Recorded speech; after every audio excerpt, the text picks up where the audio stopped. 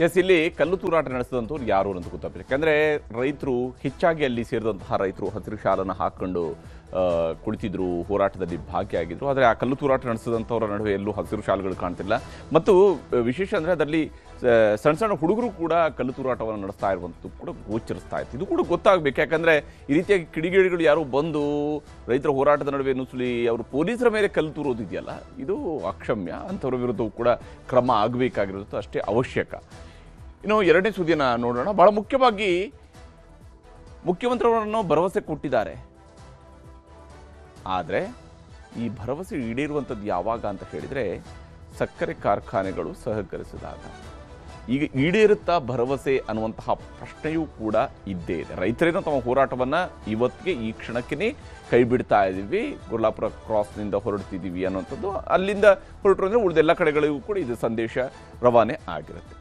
ಆದರೆ ಇಲ್ಲಿರುವಂಥದ್ದು ಸರ್ಕಾರದ ಭರವಸೆ ಮತ್ತು ಅದು ಈಡೇರುತ್ತಾ ಅನ್ನೋಂಥದ್ದು. ಯಾಕಂದರೆ ಸರ್ಕಾರ ಕೊಟ್ಟಿರುವಂಥ ಭರವಸೆನ ನೋಡಿ, ಪ್ರತಿ ಟನ್ ಕಬ್ಬಿಗೆ 3,300 ರೂಪಾಯಿಯನ್ನು ನಿಗದಿ ಮಾಡಲಾಗಿದೆ. ಸಿದ್ದರಾಮಯ್ಯನವರು ಇದನ್ನು ಘೋಷಣೆ ಮಾಡಿದ್ದಾರೆ. 3,300 ರೂಪಾಯಿಯನ್ನು ನಾವು ಕೊಡಿಸ್ತೀವಿ ರೈತರಿಗೆ, ಪ್ರತಿ ರೈತರಿಗೂ ಕೂಡ ಸಿಗುತ್ತೆ. ಟನ್ಗೆ 3,300 ರೂಪಾಯಿ ನಿಗದಿ ಮಾಡಿದ್ದಾರೆ.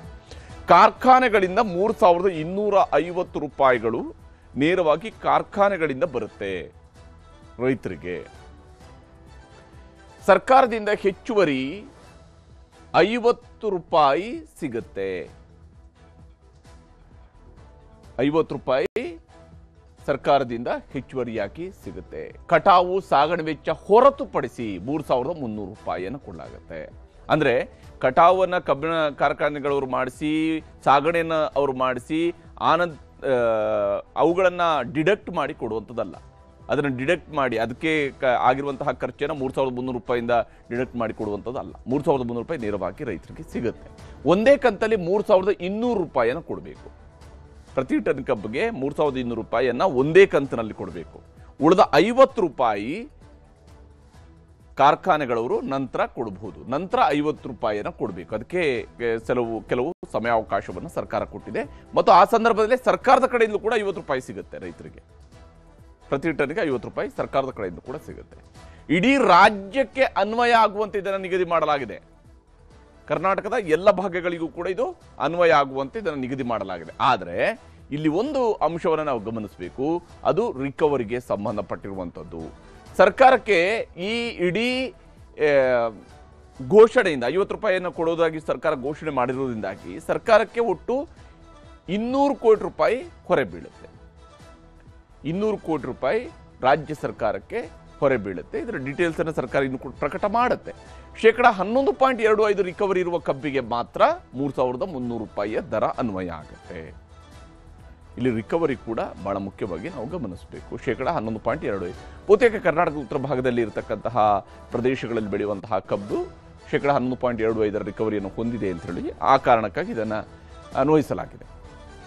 ಇಲ್ಲಿ ಭರವಸೆ ಈಡೇರೋದು ಯಾವಾಗ, ಈಡೇರುತ್ತಾ ಭರವಸೆ ಅನ್ನುವಂಥ ಪ್ರಶ್ನೆ ಇರೋದು ಇದೇ ಕಾರಣಕ್ಕಾಗಿ. ಸರ್ಕಾರದ 3,300 ರೂಪಾಯಿ ಸೂತ್ರವನ್ನ ಕಾರ್ಖಾನೆಗಳು ಸಂಪೂರ್ಣವಾಗಿ ಒಪ್ಪಿಕೊಂಡಿವೆಯಾ? ರೈತರಿಗೇನೋ ಮುಖ್ಯಮಂತ್ರಿಯವರು ಭರವಸೆ ಕೊಟ್ಟರು, ರೈತರು ತಮ್ಮ ಹೋರಾಟವನ್ನು ಕೈ ಬಿಟ್ಟಿದ್ದಾರೆ. ಆದರೆ ಕಾರ್ಖಾನೆಗಳವರು ಇದನ್ನು ಸಂಪೂರ್ಣವಾಗಿ ಒಪ್ಪಿಕೊಂಡಿದ್ದಾರಾ? ಸರ್ಕಾರದ 3,300 ರೂಪಾಯಿಯ ಸೂತ್ರವನ್ನ ಕಾರ್ಖಾನೆಗಳು ಒಪ್ಪಿಕೊಳ್ತಾವ ಅಂತೇಳಿ ಒಂದೇ ಕಂತಿನಲ್ಲೇ ಕೊಡ್ತಾರಾ ಅಥವಾ ಹಂತ ಹಂತವಾಗಿ ಕೊಡ್ತಾರಾ? ಸರ್ಕಾರ ಹೇಳಿದೆ ಒಂದೇ ಕಂತಿನಲ್ಲಿ 3,200 ರೂಪಾಯಿ ಕಬ್ಬು ಹಾಕಿದ 15 ದಿವಸದ ಒಳಗಡೆ ಕೊಡಬೇಕು ಅಂತೇಳಿ ರೈತರದ್ದೇನು ಬೇಡಿಕೆ ಇದೆ. ಬಹುತೇಕ ಸರ್ಕಾರ ಹೇಳೋ ಪ್ರಕಾರ ಒಂದೇ ಕಂತಿನಲ್ಲಿ ಅಂತ ಹೇಳಿದ್ರೆ ಮೊದಲು 15 ದಿವಸದಲ್ಲೇ ಕೊಡಬೇಕಾಗತ್ತೆ. ಒಂದೇ ಕಂತಿನಲ್ಲಿ ರೈತರ ಖಾತೆಗಳಿಗೆ ಬಂದು ಬೀಳುತ್ತಾ ದುಡ್ಡು? ಕಬ್ಬು ಅರೆದ 15 ದಿನಗಳಲ್ಲೇ ಕೊಡಬೇಕು ಅನ್ನುವಂತಹ ನಿಯಮ ಪಾಲನೆ ಆಗುತ್ತಾ ಅಂತ ಹೇಳಿ. ಈ ಒಂದೇ ಕಂತಿನಲ್ಲಿ ಕೊಡೋದು ಅನ್ನೋದು ಸರಿ. ಅದು 1 ತಿಂಗಳ 2 ತಿಂಗಳ ಬಿಟ್ಟು ಕೊಡೋದಿದ್ರೆ ರೈತರಿಗೆ ಮತ್ತೆ ಸಂಕಷ್ಟ. ಅದಕ್ಕೆ ಅಲೆದಾಡಬೇಕಾಗತ್ತೆ ಅವರು ಆ ದುಡ್ಡಿಗೆ ಬೇಕಾಗಿ. ಅದರ ಬದಲಿಗೆ ಒಂದೇ ಸಲಕ್ಕೆ ವಿದಿನ್ 15 ಡೇಸ್ ಕಬ್ಬು ಅಲ್ಲಿಗೆ ಸಪ್ಲೈ ಆದ ನಂತರ ಕೊಡ್ತಾರಾ ಅನ್ನುವಂತಹ ಪ್ರಶ್ನೆ ಇದ್ದೇ ಇದೆ. ಹೆಚ್ಚುವರಿ ದುಡ್ಡಿಗಾಗಿ ಕಾರ್ಖಾನೆಗಳಿಗೆ ಅಲಿಯೋ ಸ್ಥಿತಿ ಬರುತ್ತಾ? ಯಾಕಂದ್ರೆ 50 ರೂಪಾಯಿನ ಹೆಚ್ಚುವರಿ ಕೊಡ್ತೀವಿ ಅಂತ ಹೇಳಿದಾರಲ್ಲ, ಅದು ಈ 3,200 ರೂಪಾಯಿ ಜೊತೆಗೆ ಇರೋದಿಲ್ಲ. ಅದು ಸಪ್ರೇಟ್ ಆಗಿ ಬರುತ್ತೆ ಅಂತ ಹೇಳಿ ಆ 50 ರೂಪಾಯಿಗಾಗಿ ಪ್ರತಿ ಟನ್ನಿಗೆ, ಅಂದರೆ 1 ಎಕರೆಯಲ್ಲಿ ಆಲ್ಮೋಸ್ಟ್ 40 ಟನ್ನಷ್ಟು ಕಬ್ಬು ಬೆಳೀತಾರೆ ಅಂತ ಹೇಳಿ ಆದರೆ ಅದರಿಂದ ಬರಬಹುದಾಗಿರುವಂಥ 2,000 ರೂಪಾಯಿಗೆ ರೈತರು ಅಲದಾಡ್ತಾ ಇರಬೇಕಾಗತ್ತಾ ಅಥವಾ ಇಮಿಡಿಯೇಟ್ ಆಗಿ ಬರುತ್ತಾ? ಜಿಲ್ಲಾವಾರು ಇಳುವರಿ ಆಧಾರಿತ ಬೆಲೆ ಅಂತ ಹೊಸ ವರಸೆಯನ್ನ ಶುರು ಮಾಡ್ತಾರಾ? ಜಿಲ್ಲಾವಾರ ಇಳುವರಿ ಆಧಾರಿತ ಬೆಲೆ ಅನ್ನುವಂತಹ ಹೊಸ ಭರವಸೆಯೂ ಕೂಡ ಏನಾದರೂ ಶುರುವಾಗುತ್ತಾ ಅನ್ನುವಂತಹ ಅನುಮಾನವೂ ಕೂಡ ಇದ್ದೇ ಇದೆ. ಯಾಕಂದರೆ ಬೆಳಗಾವಿ ರೈತರಿಗೊಂದು, ವಿಜಯಪುರ ರೈತರಿಗೊಂದು ಬೆಲೆ ಸಿಗುತ್ತಾ, ಯಾವ ಸ್ವರೂಪದಲ್ಲಿ ಇದು ಎಲ್ಲ ಕಡೆಯಲ್ಲೂ ಕೂಡ ಆಗುತ್ತೆ ಅನ್ನೋದ್ರ ಬಗ್ಗೆ ಪ್ರಶ್ನೆ ಇದ್ದೇ ಇದೆ. ಇಡೀ ರಾಜ್ಯಕ್ಕೆ ಅನ್ವಯಗೊಳಿಸಿರುವುದರಿಂದಾಗಿ ಮಂಡ್ಯದಲ್ಲಿ ಕಬ್ಬಿನ ಬೆಲೆ ಎಷ್ಟಾಗುತ್ತೆ, ಮತ್ತು ಸರ್ಕಾರ ಇಲ್ಲಿ 50 ರೂಪಾಯಿ ಎಕ್ಸ್ಟ್ರಾ ಘೋಷಣೆ ಮಾಡಿದೆಯಲ್ಲ, 100 ರೂಪಾಯಿ, ಅದು ಮಂಡ್ಯದ ಭಾಗದಲ್ಲೂ ಕೂಡ ದಕ್ಷಿಣ ಕರ್ನಾಟಕ ಭಾಗದಲ್ಲೂ ಕೂಡ ಅನ್ವಯ ಆಗತ್ತಾ ಅನ್ನುವಂಥದ್ದು ಕೂಡ ನೋಡಬೇಕು. ಇದಾದರೆ ಮಾತ್ರನೇ ಸರ್ಕಾರ ಕೊಟ್ಟಿರುವಂತಹ ಈ ಯೋಜನೆಗಳಿಗೆ ಸ್ಪಷ್ಟನೆ ಸಿಗುತ್ತೆ, ಈ ಭರವಸೆ ಈಡೇರಬೇಕಾಗತ್ತೆ. ಆದರೆ ಇಲ್ಲಿ ಇವತ್ತು ನಡೆಸಿರ್ತಕ್ಕಂತಹ ಸಭೆಯ ನಂತರ ಮಾತಾಡಿರುವಂತಹ ಕಾರ್ಖಾನೆ ಮಾಲೀಕರ ಸಂಘದ ಪರವಾಗಿ ಮಾತಾಡಿದಂತಹ ಯೋಗೇಶ್ ಪಾಟೀಲ್ರು ಏನು ಹೇಳಿದ್ದಾರೆ ಮತ್ತು ಶಿವಾನಂದ ಪಾಟೀಲ್ರು ಸಕ್ಕರೆ ಸಚಿವರು ಏನು ಹೇಳಿದ್ದಾರೆ ಅನ್ನೋದು ನಿಮಗೆ ತೋರಿಸ್ತೀನಿ. ನಾವು ಎಲ್ಲ ಫ್ಯಾಕ್ಟರಿಯವರು ಬಹಳ ಲಾಸ್ದಾಗಲ್ಲಿದ್ದೀವಿ. ಅದಕ್ಕೆ 3,200 ರೂಪಾಯಿ ಕೊಡೋದು ಬಹಳ ಕಷ್ಟ ಇದೆ. ಸಾಹೇಬ್ರಿಗೆ ಅವ್ರ ಸರ್ ವರ್ಡ್ಸ್ಗೆ ನಾವು ರಿಸ್ಪೆಕ್ಟ್ ಕೊಡೋ ಸಲುವಾಗಿ ಅದು 3,200 ರೂಪಾಯಿ ನಾವು ಎಸ್ ಅಂದಿದ್ವಿ. ಬ್ಯಾಲೆನ್ಸ್ ಮನಿ ಸಾಹೇಬ್ ರಿಕ್ವೆಸ್ಟ್ ಮಾಡಿದ್ದೀವಿ. ನೀವು ಸ್ವಲ್ಪ ನೀವು ಸರ್ಕಾರ ವತಿಯಿಂದ ರೈತರು ಕೊಡಿ ಅಂತ ರಿಕ್ವೆಸ್ಟ್ ಅವ್ರಿಗೆ ಮಾಡಿದ್ದೀವಿ. ಅನೌನ್ಸ್ ಮಾಡಿರೋದು ಏನಂದ್ರೆ ಸರ್, 3,250 ರೂಪಾಯಿ ಸಕ್ಕರೆ ಕಾರ್ಖಾನೆ ಮಾಲೀಕರು ಕೊಡ್ತಾರೆ, 50 ರೂಪಾಯಿ ನಾವು ಕೊಡ್ತೀವಿ ಸರ್ಕಾರದಿಂದ ಅಂತ ಹೇಳ್ತಾ ಇರುವಂತದ್ದು. ನೀವು 3,200 ಸಿಕ್ಕಾನು 3,250 ಕೊಡ್ಲಿಕ್ಕೆ ಒಪ್ಕೋತೀವಿ. 3,200 ಅಷ್ಟೇ, 50 ರೂಪಾಯಿ ಹೆಚ್ಚಿಗೆ ಕೊಡಲ್ಲ.